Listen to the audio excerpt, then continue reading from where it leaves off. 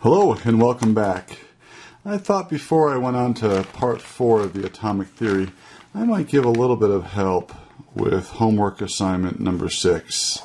Maybe just going over a few things for you, maybe working a few of the problems, and some I'll do the identical problem that I give to you, and others, what I'll do are problems similar to what I'm asking for. So the first problem on assignment 6 is from page 89. In the new textbook, I believe it's also page 89. It's just the updated version of the one we're using in class. The problem sets really, surprisingly, haven't changed too much. At any rate, the first one I assigned to you from page 89 is number 2, and the question reads, according to the law of conservation of mass, if element A has an atomic mass of 2 units, so A equals 2 units, and I'm going to call them atomic mass units, if that's okay with you. And element B has an atomic mass of 3, so that has a mass of 3 atomic mass units. What would be the expected mass for the compound AB and the compound A2B3, right? Well, the law of conservation of mass says my reactants need to add up to the mass of my products, and they need to be the identical atom as well. So in product AB, I have 1 atom of A, which is 2 atomic mass units, and 1 atom of B, which is 3 atomic mass units. So I would suspect that compound AB would weigh 5 atomic mass units. That's too easy, isn't it? Well, I think so. So you're on your own for compound A2B3. Alright, the next one I've asked you to do is number 3. And number 3 asks you to define an atom. And then it asks you what 2 regions make up all atoms. So the regions that make up an atom, and there are 2.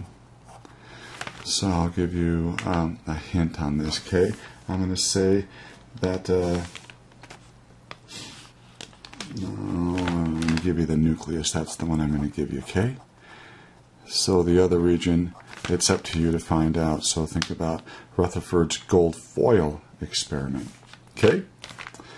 Number 4 on your homework says describe at least 4 properties of electrons that were determined based on the experiments of Thomson and Millikan. So properties of electrons. I'm going to go E negative apostrophe S. I hope that's okay with you. Alrighty. So if you think about this, I'm going to give you 1. How about electrons? They have a negative charge. You probably hoped I didn't give you that one, because now you're worried that you're going to have to find the more difficult ones all by yourself, aren't you? How about this one? I'll give you this. They have a mass about 1/2000th the mass of, do you remember which atom?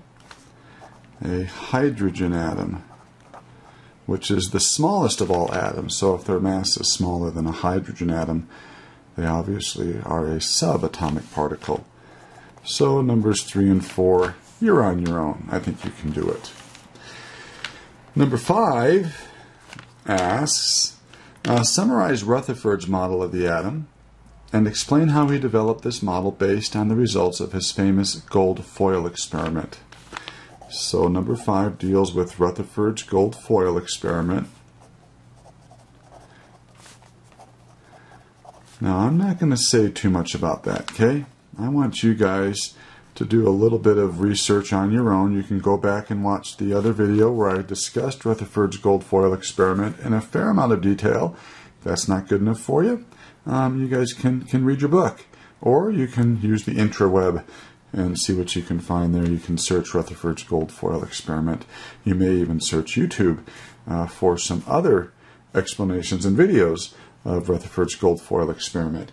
Don't forget, that along with summarizing the experiment, you also have to discuss Rutherford's model. So briefly explain the model, okay?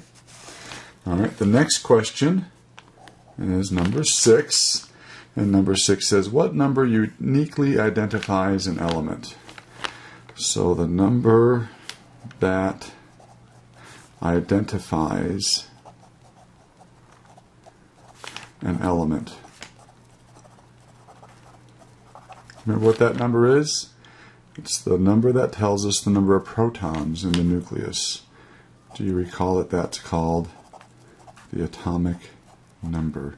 Each atom has its own atomic number, and only that atom has that atomic number.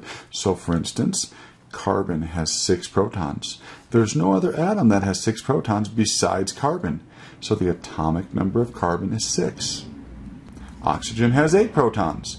There's no other atom that has 8 protons. So the atomic number of oxygen is 8. All right, number 7 wants you to define what an isotope is. And then, that's part A. And then part B wants you to explain how isotopes of a particular element are alike. So how are isotopes similar or alike? And part C says, you'll never guess, how are isotopes different? Now, I happen to think that this question is a little bit redundant. I really think once you define what an isotope is, the fact how they are alike will be quite obvious, and how they are different should be obvious. So look for your definition of isotope. I'll tell you what, I'll tell you how they're different. Now, the way that they're different is you can give me one of 2 answers. They have different numbers of neutrons. So can I put N with a superscript 0 there? Or what else could you have said? The mass number, that's right, the mass number of the isotopes will be different. So there's something that's the same. And once again, once you define that, I think you're going to be just fine. All right, then I have you do number 8. My light just burned out. Hopefully we have enough light to finish this video. That's interesting, my bad timing there. At any rate, let's try to wrap this up on number 8. Number 8, I give you some isotopes and I ask you for the number of protons, the number of electrons, and the number of neutrons. And the first isotope is Si-28. So the name of that isotope is silicon-28. So how many protons does silicon-28 have? Well, let's look up the atomic number of silicon. So we would turn to our periodic table, and we would find silicon. And silicon's in group 14. And it says, it just so happens that its atomic number is 14. So it has 14 protons. Now, if it has 14 positive charges, it has 14 negative charges. And since its mass is 28, remember the mass is the protons plus neutrons. If 14 are protons, that must mean 14 are neutrons. The next isotope is silicon-29. And so, of course, it's still silicon, isn't it? So it has 14 protons. And if it has 14 protons, it has 14 electrons. But this is an isotope of the one above. So how are they different? Remember the number of neutrons. If the mass is 29 and 14 of those are protons, that means 15 are going to be neutrons. And then the last one I'm going to let you do on your own. It's silicon-30. Okay. Then we have number 9 to do on this assignment. And 9 says, what is the atomic number of an element? Well, I think I described that to you not too long ago. I think you can do that on your own. Then it says, what is the mass number? And I think I've described that to you as well. So A was the atomic number, B was the mass number, and C says, if we have this symbolism, 2 over 1 with the symbol H, identify the atomic number and the mass number. So we should know that that right there is the atomic number. And this right here is the mass number. So don't forget to define those two terms for me. Okay? Alrighty. Now I believe I actually have you do an average atomic mass problem. So I don't want this video to run too long, and I don't want to do every single problem for you. I'm going to do one more for you, okay? Let's see, which one do I want to do? Number 19 or 20? Number 19 asks, there are 3 isotopes of argon. Calculate the average atomic mass. How about if we do that one for you? And it wants us to do it to 2 decimal places. So it says argon 36 has a mass of 35.97 atomic mass units, and its percent abundance is 0.337%. There is also argon 38. And argon 38 has a mass of 37.96 atomic mass units, and its percent abundance is 0.063%. And the last isotope of argon is argon 40. Now, of course, that's going to have a mass really close to 40, isn't it? 39.96. And that makes up 99.600% of all argon atoms. So don't you agree that the average mass is going to probably be painfully close to 39.96? Yeah, if we get something close to that number, we probably did it right. So here we go. Remember, we take the mass of each isotope and we multiply that by its percent abundance expressed as a decimal.